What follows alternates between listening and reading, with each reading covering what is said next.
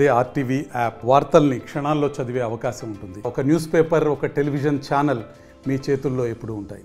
పగిడాల దస్తగిరి ఫ్యాక్షనిస్టుగా ఎందుకు మారాల్సి వచ్చింది?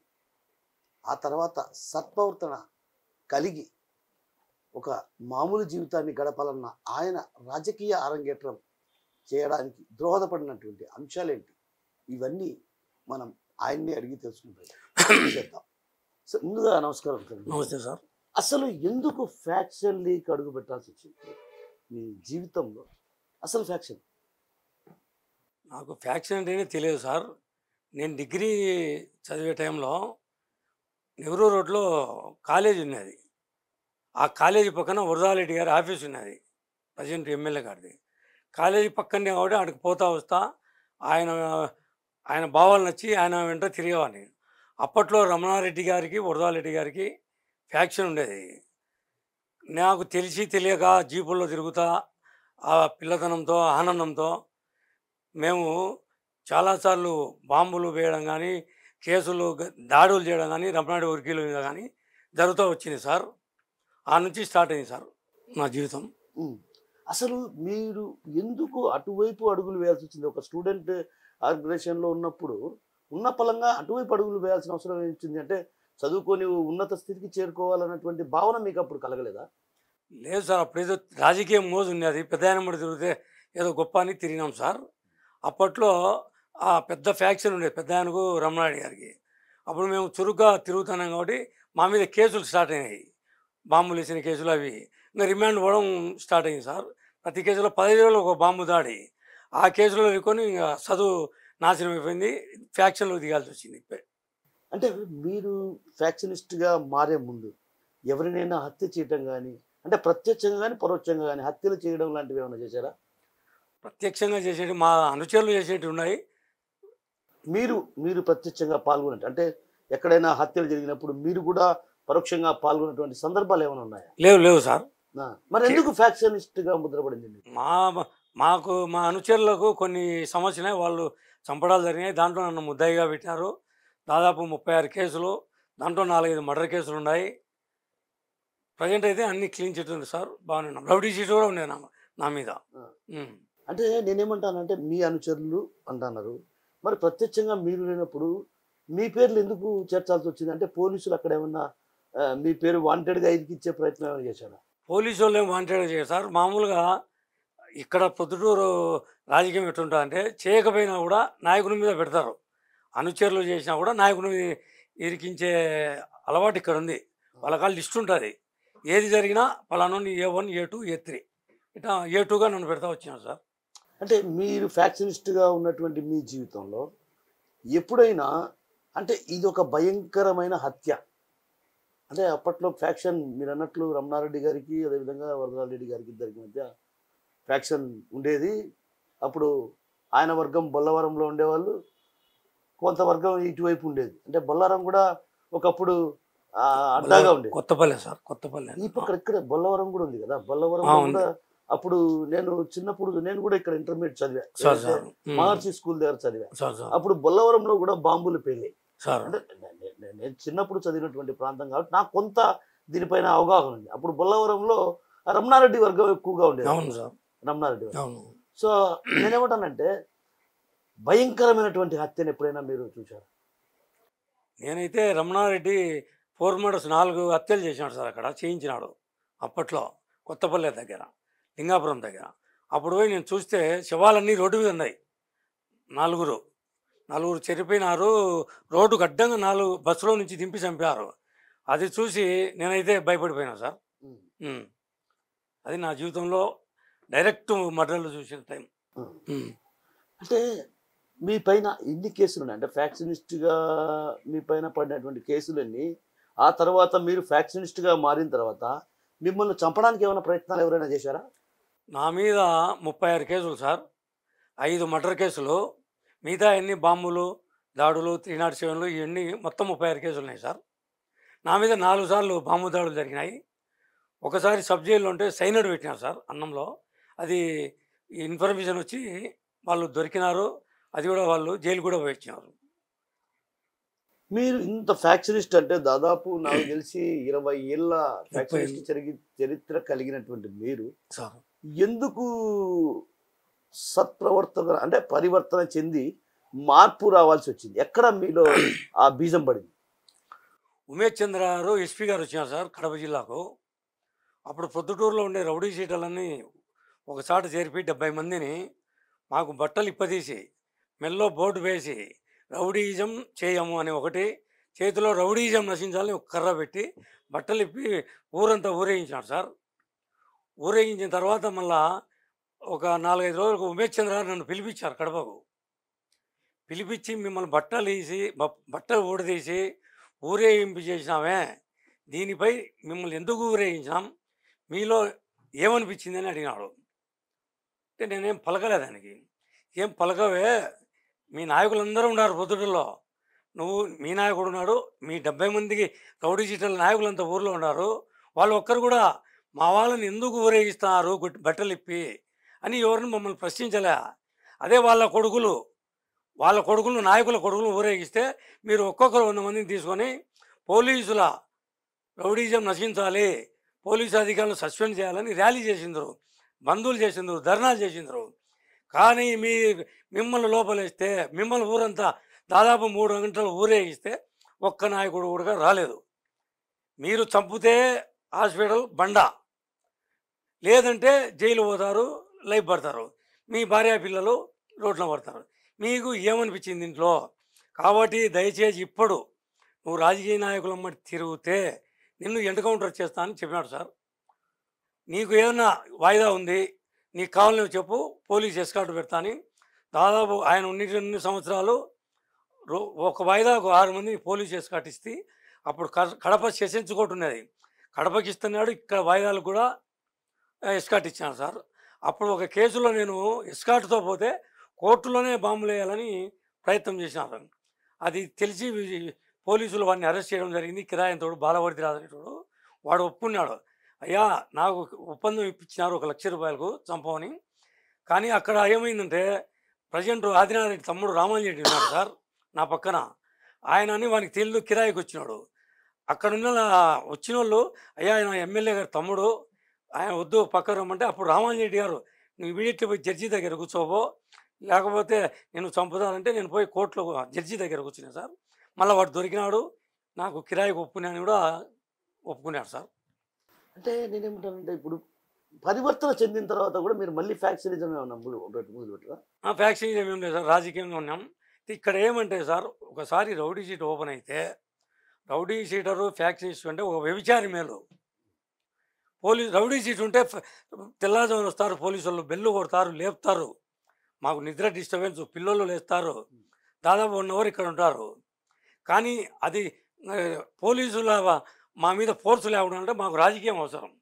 కాబట్టి రాజకీయ నాయకులు మేము బతికిన వాళ్ళు రాజకీయ నాయకులు తిరగాల్సిందే, మాకు తప్పదు.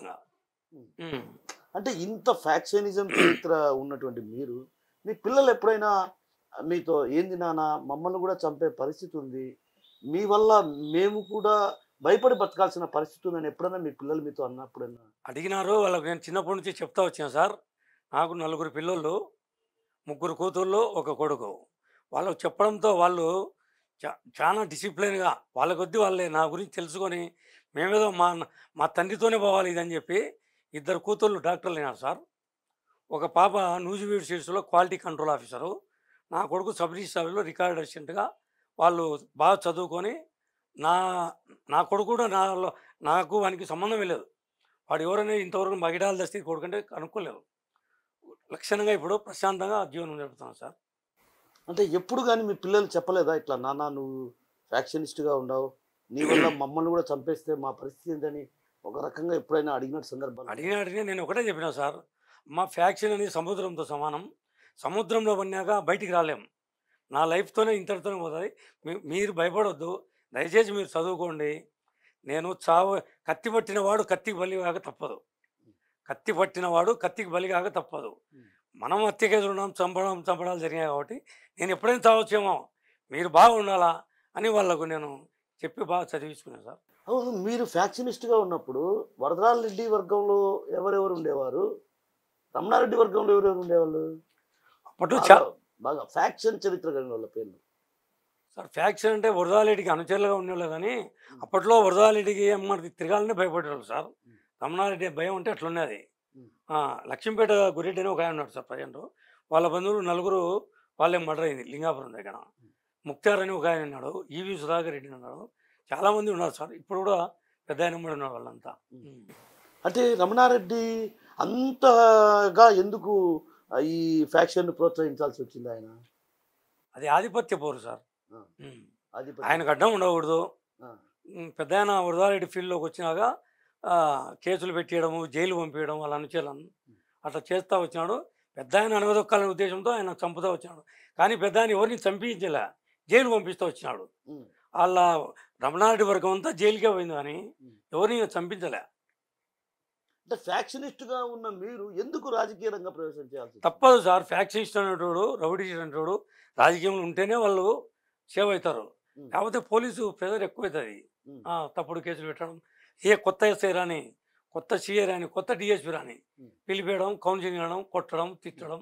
అప్పుడు మేము వీళ్ళ పందం చేయాల్సి వస్తుంది ఖచ్చితంగా.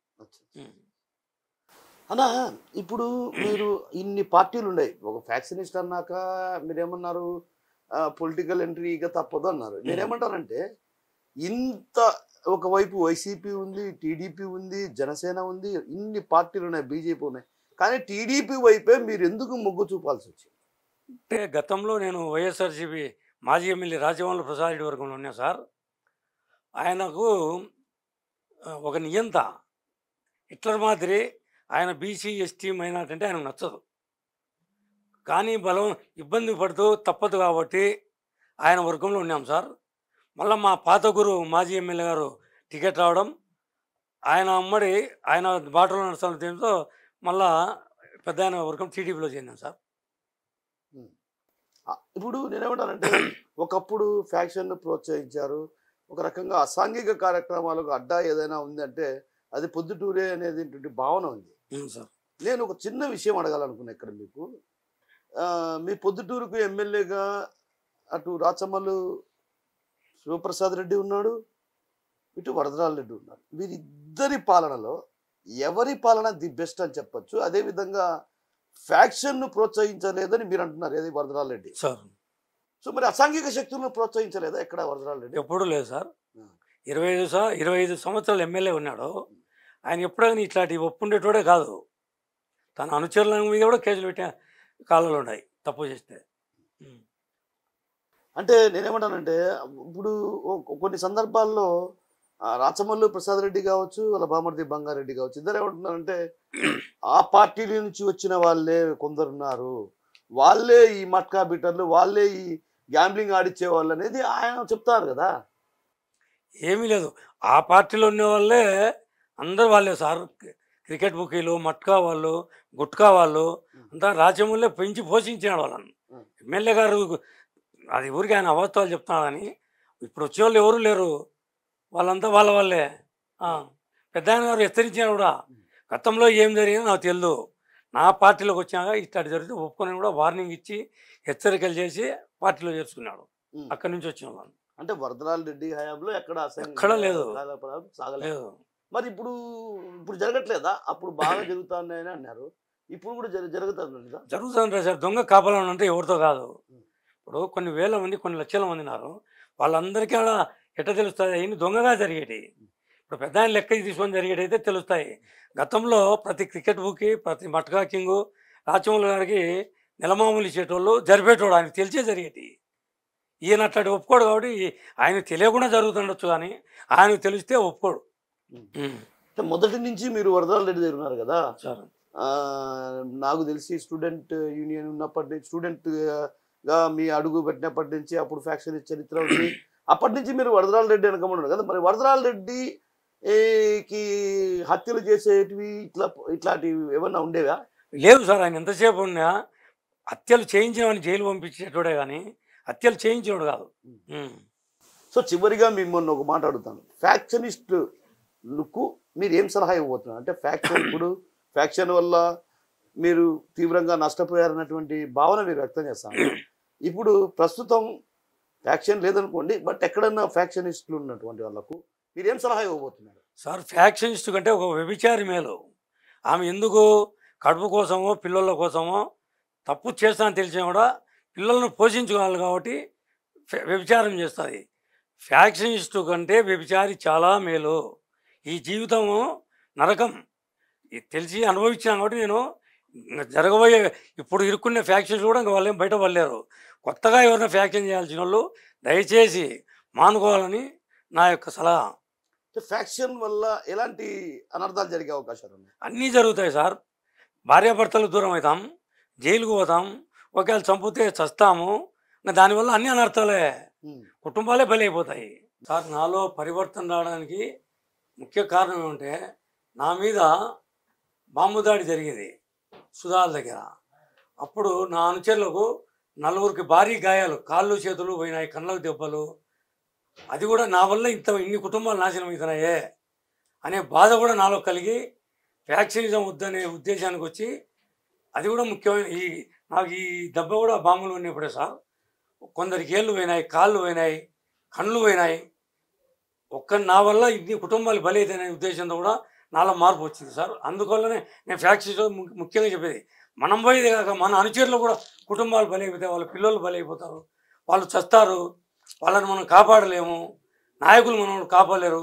కాబట్టి దయచేసి ఫ్యాక్షన్ను మానుకొని ముఖ్యంగా ఇప్పుడు జరగబోయే కొత్తగా వచ్చే నాయకులకు నేను తెలియజేస్తున్నాను సార్. సరే, మీరు ఒక చిన్న విషయం నేనేమంటానంటే, వరదరాజ రెడ్డి గారు నిజాయితీ పరులు అని చెప్పడానికి ఏదైనా మీ దగ్గర ఆధారం ఏదైనా ఉందా, లేకుంటే దానికి సంబంధించి ఉదాహరణ ఏమైనా చెప్పగలరా? వరదరాజ రెడ్డి గారు 25 సంవత్సరాలు ఎమ్మెల్యేగా అన్నారు. అప్పుడు కూడా క్రికెట్ మటక అనేది దాదాపు నేను పిల్లప్పటి నుంచి 50 ఏళ్ళ నుంచి మటక క్రికెట్ అనేవి ఉన్నాయి.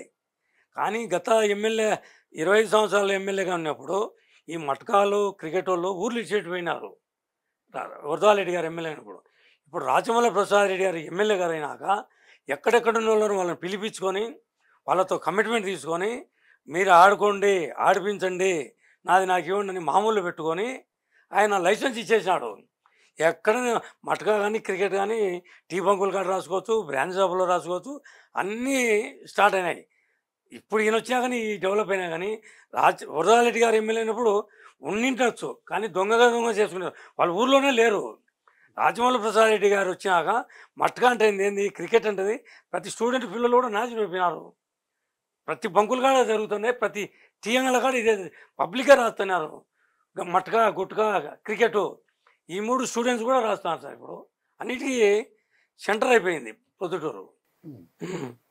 అంటే ఇటీవల కాలంలో ఉన్న మీకు సంబంధించిన కార్పొరేటర్లు కానీ వాళ్ళంతా కూడా మట్కాలో ఉన్నటువంటి వాళ్ళే కదా.